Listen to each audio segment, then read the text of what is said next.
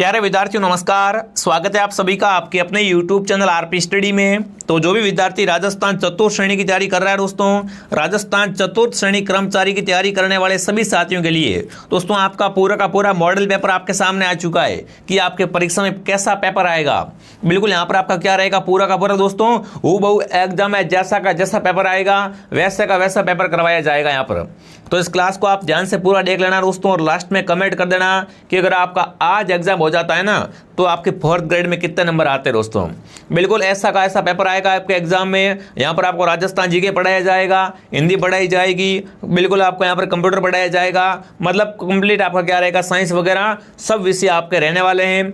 तो ध्यान से इस मॉडल पेपर को पूरा देखो और अपनी तैयारी की जांच करो कि आपकी तैयारी है वो किस लेवल की है दोस्तों। तो पहला ही प्रश्न आपके सामने क्या पूछा है, राजस्थान के जिस जिले में सूर्य की किरणें सर्वाधिक तिरछी पड़ती है, मतलब कमेंट करना है राजस्थान में सर्वाधिक सूर्य की किरणें है वो तिरछी कहाँ पड़ती है, बांसवाड़ा में, जैसलमेर में, गंगानगर में या धौलपुर में। तो राजस्थान में सर्वाधिक सूर्य किरणों का तिरछापन दोस्तों है वो आपका हो जाएगा यहाँ पर, कहाँ पर, गंगानगर में। जो भी ऑप्शन सी कमेंट कर रहा है यहाँ पर सी ऑप्शन आपका दोस्तों सही हो जाएगा। साथ साथ में कमेंट जरूर करें। अगला प्रश्न दोस्तों आपके सामने पूछा है, राजस्थान में मालपुरा करौली का मैदान है ये किस नदी बेसिन का भाग है।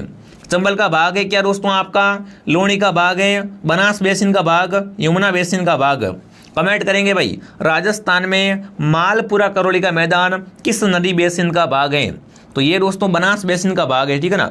मालपुरा करौली का मैदान क्या है आपका, बनास बेसिन का भाग है। यहाँ पर सी ऑप्शन आपका राइट रहेगा दोस्तों क्लास को आपको ध्यान से कंप्लीट पूरा देखना है और साथ साथ में उत्तर बताते हुए चलना है आगे, ठीक है। अगला प्रश्न आपके सामने क्या पूछा दोस्तों, अगला पूछा है, निम्न में से कौन सा मृदा का मुख्य घटक नहीं है। मृदा का मुख्य घटक कौन सा आपका नहीं होता है, खनिज, ह्यूमस या लवण या जल। बताओ यहाँ पर कौन सा उत्तर आपका राइट रहेगा दोस्तों। निम्न में से मृदा का मुख्य घटक कौन सा नहीं होता है यहाँ पर, तो वो आपका रहेगा बिल्कुल कौन सा, लवण होता है ना, ये मृदा का मुख्य घटक नहीं होता है। जो भी ऑप्शन नंबर सी को सही कर रहे हैं सी ऑप्शन आपका राइट रहेगा। बिल्कुल आपका एग्जाम दोस्तों है वो सितंबर में होने वाला है, आपको पता है ना, बहुत शानदार वैकेंसी दोस्तों है। तो इसमें क्या करना है, इस बार आपको पक्का आपका नंबर लाना है और क्या करना है, आपको गवर्नमेंट जॉब प्राप्त करनी है। अगला प्रश्न आपके सामने पूछा दोस्तों, राजस्थान सरकार द्वारा पहली वन नीति का अनुमोदन है वो कब किया गया था। कमेंट करना दोस्तों, राजस्थान सरकार की जो पहली वन नीति है इसका अनुमोदन कब किया गया था। तो इसका दोस्तों अनुमोदन हुआ था फरवरी में। फरवरी कब दोस्तों, फरवरी 2010 में किया हुआ था। राजस्थान सरकार द्वारा साथियों पहली वन नीति का अनुमोदन हुआ था। ऑप्शन यहाँ पर कौन सा राइट हो जाएगा, ए उत्तर आपका सही हो जाएगा। बहुत बढ़िया, जो भी ऑप्शन ए को सही कर रहा है वेरी गुड। अगला प्रश्न दोस्तों आपके सामने पूछा है, राजस्थान में खारे पानी की झीलें हैं वो किसका अवशेष मानी जाती है। कमेंट करेंगे दोस्तों, राजस्थान में जो खारे पानी की झीलें हैं ये किस महासागर का अवशेष मानी जाती है, ये आपको बताना है। प्रशांत का, तैतीस सागर का, हिंद सागर का या अरब सागर का। राजस्थान में दोस्तों जो क्या होती है, खारे पानी की झीलें होती है, ये क्या होती है दोस्तों, ये आपकी हो जाएगी बिल्कुल तैतीस सागर का अवशेष। किसका अवशेष दोस्तों होती है, तैतीस सागर का अवशेष होती है। बी ऑप्शन आपका सही हो जाएगा। अगला प्रश्न दोस्तों आपके सामने क्या पूछा है, ये पूरा आपका पेपर दोस्तों है ना वो आपके नवीनतम सिलेबस के अनुसार है, तो बिल्कुल आप ध्यान से देख लेना। अगला प्रश्न दोस्तों पूछा है, जैसलमेर में पालीवाल ब्राह्मणों द्वारा विकसित की गई मौलिक पारंपरिक वर्षा जल संचरण की विधि कौन सी है। अगर मैं आपसे पूछूं दोस्तों, खड़ीन पद्धति कहाँ की दोस्तों है ना, खड़ीन क्या है आपकी एक वर्षा जल संग्रहण की विधि है दोस्तों, और इसकी उत्पत्ति कहाँ से हुई है, खड़ीन की उत्पत्ति दोस्तों हुई है जैसलमेर के पालीवाल ब्राह्मणों से। तो यहाँ पर कौन सा उत्तर आपका राइट रहेगा, बी ऑप्शन आपका सही रहेगा भाई, ठीक है ना। जैसलमेर के दोस्तों पालीवाल ब्राह्मणों द्वारा किस पद्धति का विकास किया गया है, तो वो आपकी रहेगी खड़ीन। ऑप्शन बी आपका सही है दोस्तों। अगर आपसे पूछ ले एग्जाम में खड़ीन का संबंध कहाँ से, तो खड़ीन का संबंध भी आपका जैसलमेर से ही हो जाएगा। अगला प्रश्न दोस्तों आपके सामने क्या पूछा है, राजस्थान की सबसे बड़ी बावड़ी है ना जो जोधपुर में है उसे किस नाम से जाना जाता है। बताओ भाई, राजस्थान की सबसे बड़ी बावड़ी कौन सी आपको पता है क्या, बताओ। राजस्थान की सबसे बड़ी बावड़ी है और वो जोधपुर में है। देखिए, चांद बावड़ी, आड़ी रानी की बावड़ी, ईदगाह की बावड़ी, नाचन की बावड़ी। तो वो दोस्तों बावड़ी है चांद बावड़ी है ना। चांद बावड़ी एक तो आबानेरी में है और दूसरी चांद बावड़ी कहाँ पर है, जोधपुर में है। जो राजस्थान की सबसे बड़ी क्या है आपकी बावड़ी है, ये आपको ध्यान रखना है। कौन सा उत्तर आपका सही रहेगा, ऑप्शन ए आपका राइट रहेगा यहाँ पर। जो भी विद्यार्थियों ए को सही कर रहे हैं, बिल्कुल आप सबका उत्तर सही है। अगला प्रश्न आपके सामने पूछा है दोस्तों, सोम कमला अंबा परियोजना है वो निम्न में से किस जिले में है?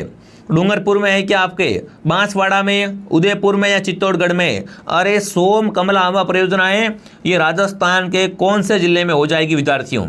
तो ये आपके राजस्थान के डूंगरपुर में, ठीक है ना। सोम कमला अंबा परियोजना का संबंध कहाँ से है? डूंगरपुर जिले से इसका संबंध है। ऑप्शन ए आपका सही है। जो भी मेरे साथी ऑप्शन ए बता रहे हैं, बिल्कुल आप सबका उत्तर सही आ रहा है। चलिए आगे बढ़ते हैं। अगला प्रश्न आपके सामने क्या पूछा है? अगला प्रश्न दोस्तों आपसे पूछा है, राजस्थान में वर्ष 2011 में, है ना, जनगणना के अनुसार राजस्थान की साक्षरता, अगर मैं आपसे पूछूं 2011 के अनुसार राजस्थान की साक्षरता दर कितनी हो जाएगी? 65.06 या 67.1, 75.01 या 80.80? बताओ कौन सा उत्तर आपका राइट रहेगा विद्यार्थियों? राजस्थान की साक्षरता दर दोस्तों है वो कितनी हो जाएगी? 67.1। क्या बात है, बिल्कुल सही आ रहा है सबका। राजस्थान की साक्षरता दर दोस्तों है ना, राजस्थान की साक्षरता दर कितनी है? 67.1 दोस्तों। अगर आपसे पूछे राजस्थान में सर्वाधिक साक्षरता वाला जिला कौन सा है, तो सर्वाधिक साक्षरता कोटा की है और सबसे कम साक्षरता है वो है जालौर की। ये भी आपको क्या करना है, साथ साथ में याद रखना दोस्तों। इस भर्ती में कुल 53,000 प्लस पद है, तो मजा आ गया इस बार तो, है ना, मजा आ गया। बिल्कुल आपको शानदार तैयारी करवाई जाएगी, आराम से आपका नंबर आ जाएगा दोस्तों। अगला प्रश्न आपसे पूछा है, जयपुर में मेट्रो रेल सेवा कब स्टार्ट हुई? कमेंट करना भाई, जयपुर में आपकी मेट्रो है ना, ये कब प्रारंभ हुई थी? 2010 में, 2013 में, 2015 में, 2018 में दोस्तों। तो जयपुर में जो मेट्रो रेल सेवा है वो स्टार्ट हुई है 2015 में, ठीक है ना। जयपुर में मेट्रो स्टार्ट कब हुई है? 2015 में इसको स्टार्ट किया गया है। जो भी उत्तर सी बता रहे हैं, सी ऑप्शन आपका सही हो जाएगा विद्यार्थियों। दोस्तों आगे बढ़ने से पहले जो भी विद्यार्थी चतुर्थ श्रेणी की तैयारी कर रहे हैं दोस्तों, अगर आप चाहते हो कि आपका इस बार क्या हो जाए, गवर्नमेंट जॉब लग जाए, तो बिल्कुल आप सभी क्या करें, प्ले स्टोर से दोस्तों आरपी स्टडी ऐप को डाउनलोड करें। इस ऐप में दोस्तों आपको चतुर्थ श्रेणी का पूरा कोर्स मिलने वाला है। इस कोर्स में आपको सभी विषय पढ़ाए जाएंगे। आपको यूट्यूब के भरोसे नहीं रहना दोस्तों, बढ़िया कोर्स लेके शानदार क्या करने हैं, नोट्स बनाकर तैयारी करनी है। हमारे कोर्स में दोस्तों आपको सभी विषय पढ़ाए जाएंगे।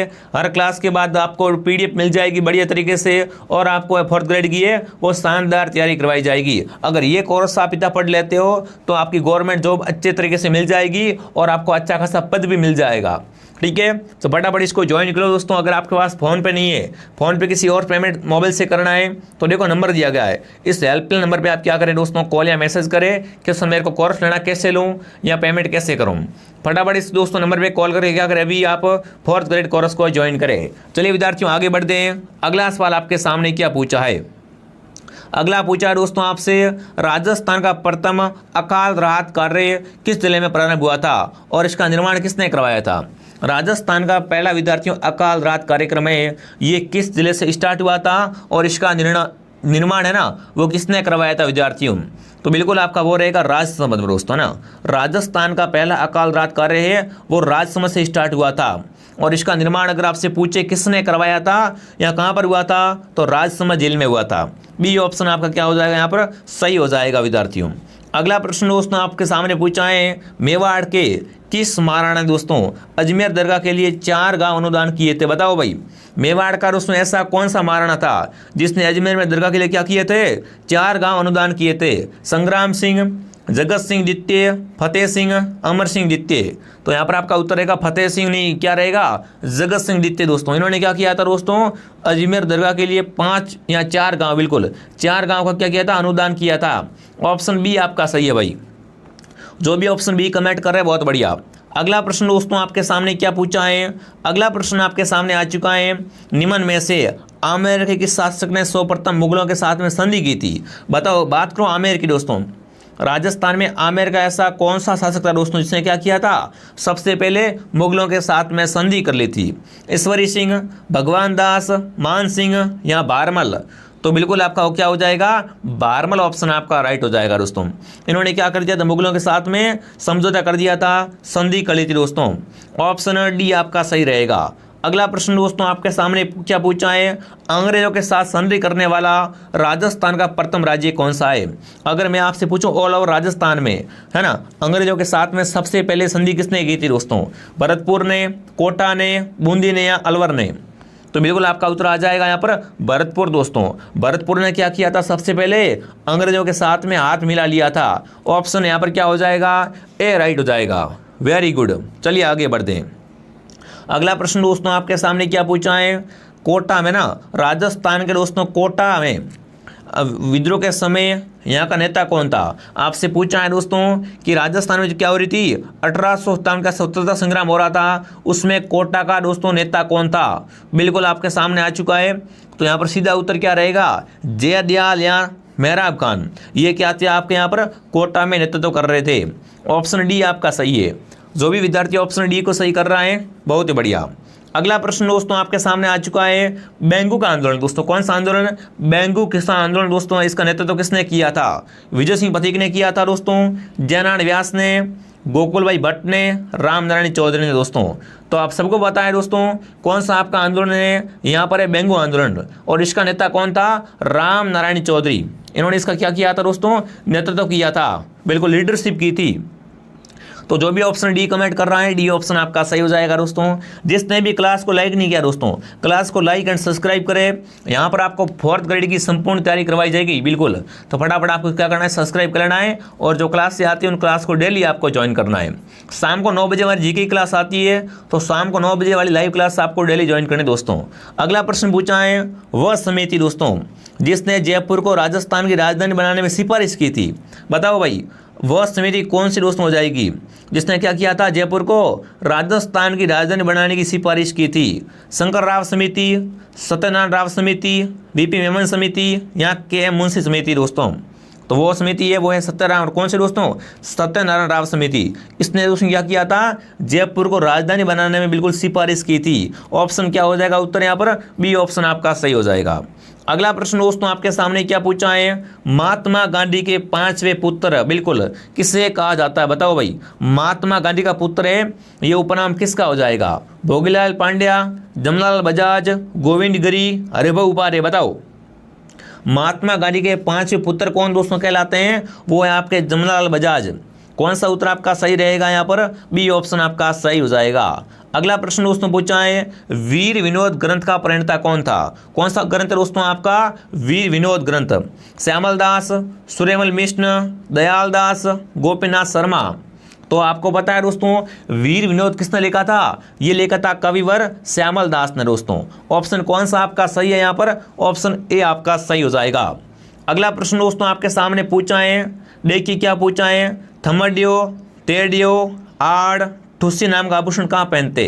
अब देखो आड़ का पता चल गया है, आड़ हो गया, ठुस्सी हो गई, ये कहाँ पर पहनते हैं, सिर पर, कंठ के आभूषण है, हाथ के या दोस्तों कमर के आभूषण है।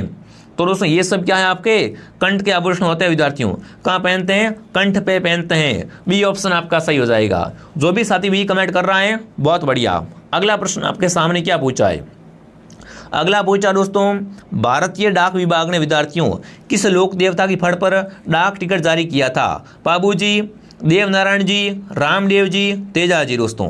तो आपको पता है दोस्तों भारत के डाक विभाग ने क्या किया था दोस्तों, बिल्कुल आपको पता है देवनारायण जी की फड़ पर क्या किया था दोस्तों, डाक टिकट जारी किया था।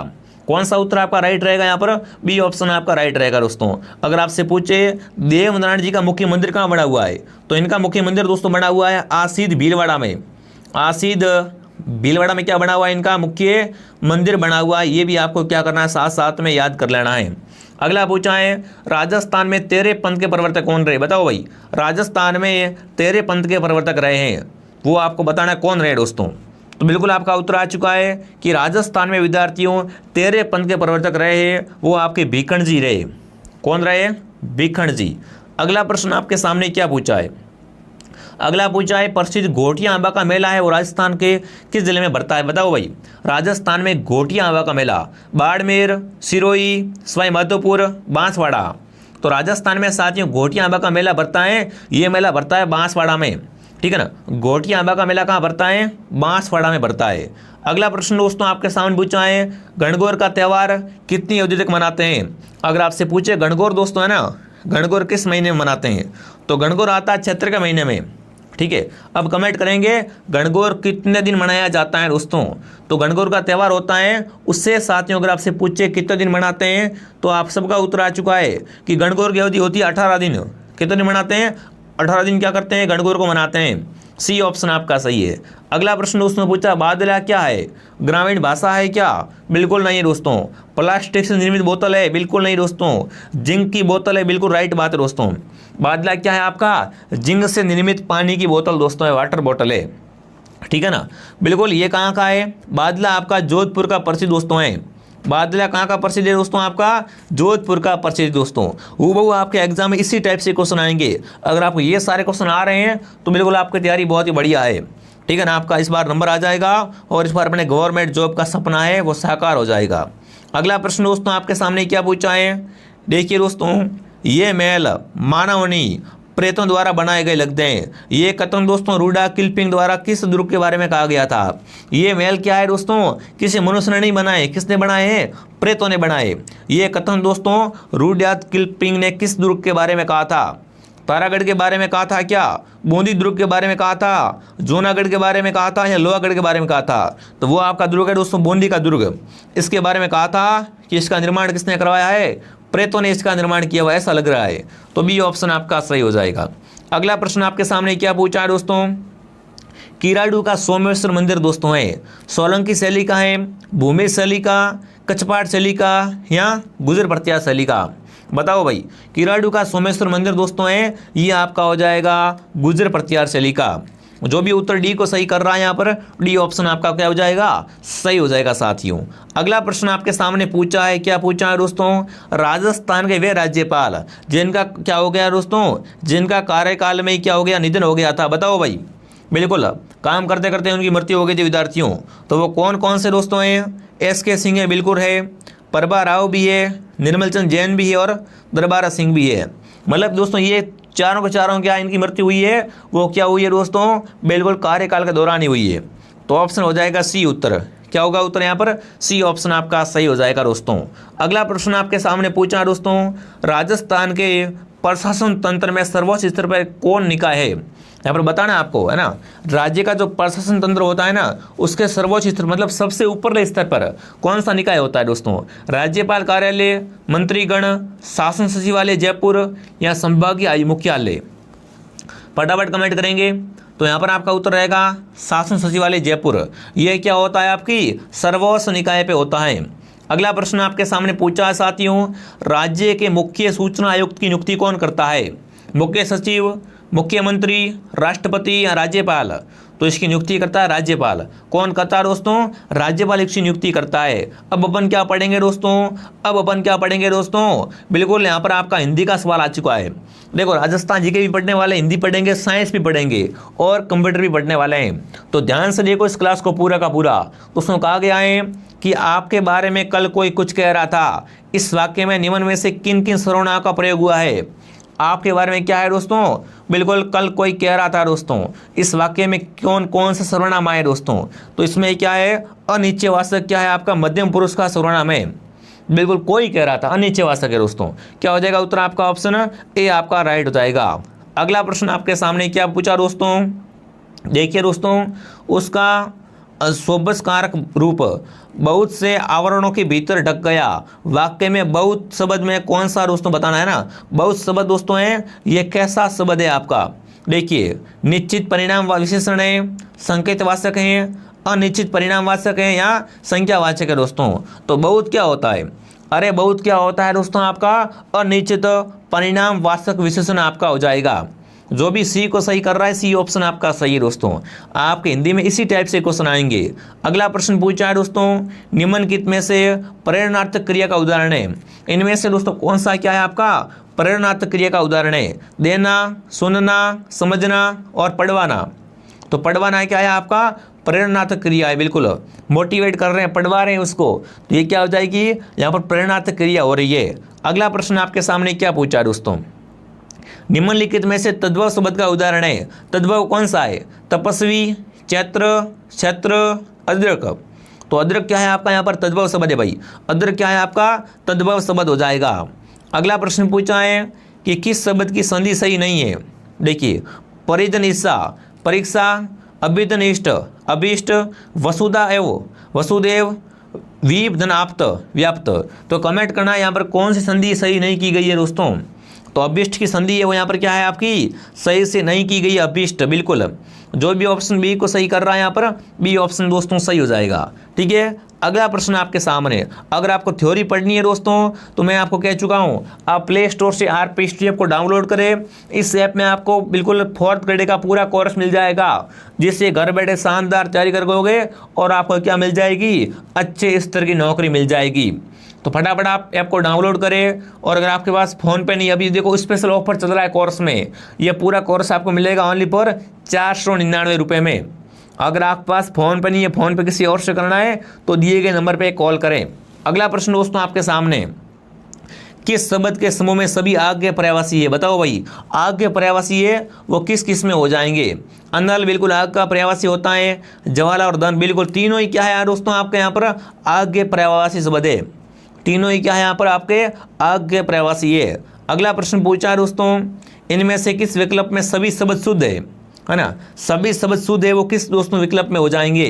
तो आपको पता है यहाँ पर अगर बात करें अपन, देखिए द्वंद्व, मिठाइयाँ, श्रृंखला, है ना? तो यहाँ पर देखो मिठाइयाँ गलत हो जाएगा, उसके बाद द्वंद्व, मिठाइयाँ, श्रृंखला, श्रृंखला भी गलत है, मिठाइयाँ भी गलत हैं। द्वंद्व, मिठाइयाँ, श्रृंखला, तो मिठाइयाँ गलत है दोस्तों, और द्वंद्व भी गलत है। यहाँ पर कौन सा ऑप्शन आपका राइट रहेगा? द्वंद्व, मिठाइयाँ, श्रृंखला, ये आपका क्या है, सभी शब्द है वो आपके शुद्ध हो जाएंगे। अगला सवाल दोस्तों आपके सामने पूछा है, अधीनस्थ कर्मचारियों की देखरेख करने वाला कार्यालय प्रमुख है? बताओ भाई, कमेंट करेंगे। जो क्या करता है दोस्तों, अधीनस्थ कार्यालयों की क्या करता है, देखरेख करता है। उसका कार्य प्रमुख कौन होता है, उसे क्या कहते हैं दोस्तों? तो उसे कहते हैं अध्यक्ष कहते हैं। क्या कहते हैं? अध्यक्ष कहते हैं। ऑप्शन ए आपका राइट है। अगला प्रश्न आपके सामने पूछा है दोस्तों, क्या पूछा है यहाँ पर देखिए दोस्तों, प्रोबेटन पीरियड परिभाषित शब्द का हिंदी अर्थ क्या होता है? इसको बताना है, इंग्लिश वर्ड है यहाँ पर, आपको बताना है इसका हिंदी में अर्थ क्या होता है, ये आपको बताना दोस्तों। तो बिल्कुल इसे क्या कहते हैं दोस्तों, इसे कहते हैं परिवीक्षा काल। बिल्कुल ये क्या होता है आपका, प्रोबिडेशन पीरियड होता है, जिसे इंग्लिश में क्या कहते हैं, प्रोबिडेशन पीरियड बोलते हैं। और दोस्तों हिंदी में क्या कहते हैं इसे कहते हैं परिवीक्षा काल। ऑप्शन ए आपका सही होता है। अगला प्रश्न पूछा, निम्न में से कौन सा दोस्तों पत्र कार्यालय पत्र में शामिल नहीं होता है ना? कार्यालय आदेश, परिपत्र, निमंत्रण पत्र, अधिसूचना। तो इनमें से दोस्तों कार्यालय पत्र में कौन नहीं आता है? निमंत्रण पत्र है उसमें नहीं आता है। ऑप्शन सी आपका सही हो जाएगा भाई। ठीक है, अब अपन क्या पढ़ेंगे, अब पढ़ेंगे अपन साइंस दोस्तों। बिल्कुल, निम्न में से कौन सा भौतिक परिवर्तन का उदाहरण है? पक्का देख लेना, ऐसा प्रश्न पक्का आएगा दोस्तों। बिल्कुल, निम्न में से भौतिक परिवर्तन देखिए, कागज का जलना, जंग लगाना, चांदी का काला होना, पानी का उबलना। विद्यार्थियों तो पानी का उबलना है वो आपका क्या है, भौतिक परिवर्तन का उदाहरण नहीं है। ठीक है, आगे बढ़ते दोस्तों। अगला प्रश्न आपसे पूछा है दोस्तों, स्टील की कठोरता प्रदान करने के लिए बढ़ाई जाती है? यहाँ पर कमेंट करना है, स्टील को कठोर बनाने के लिए दोस्तों किसको बढ़ाते हैं? देखिए, कार्बन की मात्रा बढ़ाते हैं, मैग्नीज की मात्रा बढ़ाते हैं, सिलिकॉन की मात्रा बढ़ाते हैं, या क्रोमियम की मात्रा बढ़ाई जाती है दोस्तों। तो स्टील की कठोरता दोस्तों है वो किससे बढ़ती है? वो दोस्तों आपकी बढ़ती है कार्बन की मात्रा से। किससे बनती है? कार्बन की मात्रा से बढ़ती है। अगला प्रश्न दोस्तों आपसे पूछा है, हमें दोस्तों वास्तविक में सूर्य उदय है वो कुछ मिनट बाद दिखाई देना है, इसका कारण क्या होता है?